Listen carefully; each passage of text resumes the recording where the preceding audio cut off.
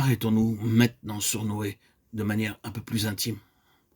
L'un des traits prononcés du temps de Noé, c'était le manque de distinction entre les choses pures et les choses impures. Nous trouvons cette déclaration mystérieuse dans Genèse 6.2.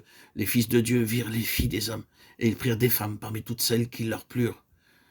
La dernière partie de ce passage est très subjective, celles qui leur plurent. Tout en nous abstenant délibérément d'entrer dans une explication de la première partie du passage, considérant ce qui est à la surface. Nous avons ici ceux qui sont dans la ligne de Dieu. Nous en tiendrons simplement à cela. Il y a ici ceux qui sont dans la ligne de Dieu et ceux qui ne sont pas dans la ligne de Dieu, les fils de Dieu et les filles des hommes. Et nous trouvons un mélange entre eux, un manque de distinction, une perte de discernement entre ce qui est de Dieu et ce qui n'est pas de Dieu, et un rapprochement de ces deux choses pour les unir. C'est la signification du mariage. Mais qu'est-ce qui avait amené à cela? Celles qui leur plurent. Nous avons ici l'action de l'âme qui désire et qui choisit sans aucune perception de ce qui est de Dieu et ce qui n'est pas de Dieu. Nous voyons le principe. Voulons-nous simplement isoler ces quelques mots, les retenir et les méditer? L'âme en action, le désir, c'est l'âme dans son côté émotif. Le choix, c'est l'âme dans son côté volitif. Désirer et choisir sans discernement quant à ce qui est de Dieu et ce qui n'est pas de Dieu.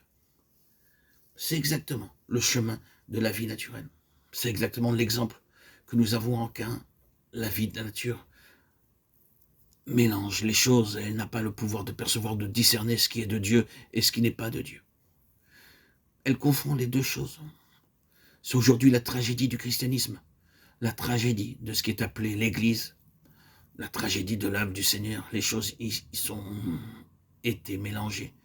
Ce qui est de Dieu a été soumis à la main de l'homme et l'homme s'introduisit dans les choses de Dieu. Tout cela, c'est le mélange de l'âme avec les choses de Dieu. Or, c'était là un caractère prononcé de l'état des choses au jour de Noé. Et s'il y a une chose que Dieu abhorre, c'est le mélange. Dieu a montré dans sa parole combien il est opposé au mélange. Pour Dieu, il y a la lumière et il y a les ténèbres. Il y a la mort et il y a la vie. Lorsque Dieu atteint son but, la rivière de l'eau, de la vie sera un pur cristal sans aucune obscurité. La nouvelle Jérusalem, la cité sainte, est aussi claire que du jaspe cristallin et transparent. Tout cela est de la nature de Dieu. Dieu est lumière et en lui il n'y a point de ténèbres. 1 Jean 1,5. Dieu est positif et Dieu est la confusion. Il n'est pas un Dieu de confusion.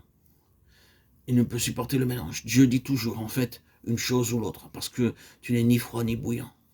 Je te vomirai de ma bouche. Apocalypse 3,16. Dieu est écœuré par le mélange et c'est ce qui existait au temps de Noé.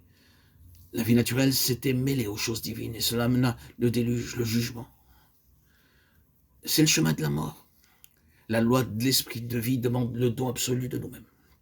La vie agit dans la ligne de ce qui est entièrement distinct, manifeste, clair et selon Dieu. Elle ne peut autoriser de mélange.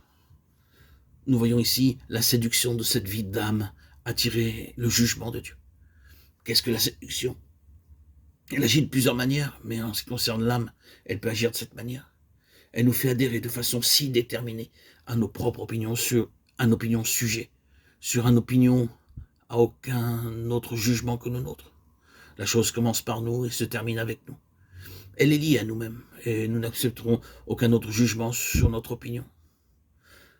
Alors, frères et sœurs en Christ, nous pouvons alors constater et être certains que dès qu'on a quelqu'un à cette attitude, il est profondément séduit